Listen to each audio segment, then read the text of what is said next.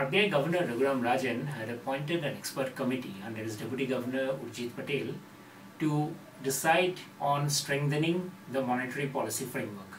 Now that report has come out last night. The interesting thing about this report is that this committee is saying that RBI should be basically focused on inflation targeting. Now there is a history to it.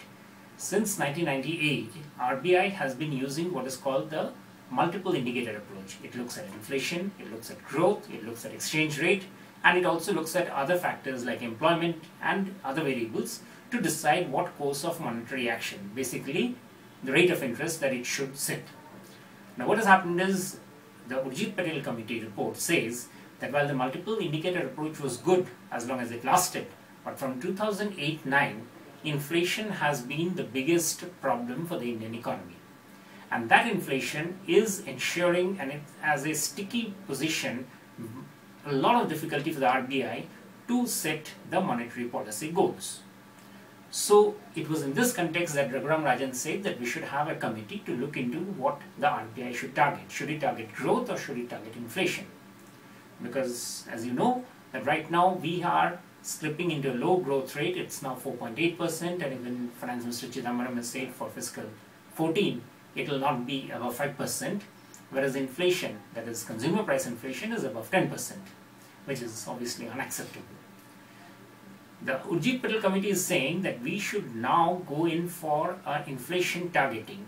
Target inflation to come down to 4% in the next 2.5 years. That means the RBI has to be very hawk. It has to cut everything else and go in for inflation targeting, which means it will have to raise the rate of interest. So on end of this month, when RBI takes a call on its mid-quarter review of the monetary policy, if the Urjit Patel committee recommendations is what Governor Rajan goes by, he will have to raise interest rates further. Now obviously the finance ministry will be uncomfortable with this, because they have been saying, and industry has also been saying, that growth is slipping not because of any other factors, policy factors and others. Well, those are there.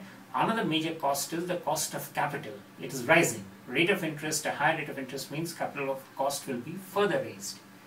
So here we are suddenly in the middle of two very conflicting positions. The RBI wants, that is by going by the Urjit Patel committee, to raise interest rate because it says inflation hurts the poor guy more. We need to bring down inflation ASAP. The government says, well, that is good. What you need to do is to not take your eyes off the growth target, which we are targeting through several policies, and ensure that the growth momentum isn't pushed. The markets already are concerned about this thing. In the coming few days, we'll see lots of experts from both sides talking about it. One of the obvious things that they will talk about is that whether the consumer price-based inflation is really a correct measure of inflation, and even if it's so, whether RBI policies can do anything about inflation. Remember, out of consumer price inflation, 57% comes from food and fuel and light. So which means RBI does not control that. RBI controls only the manufacturing sector.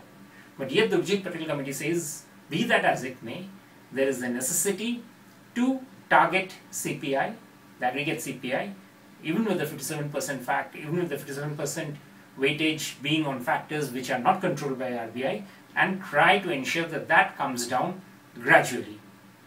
That is a conundrum that we will have to work out, and it's something which even the new government will have to look at very carefully.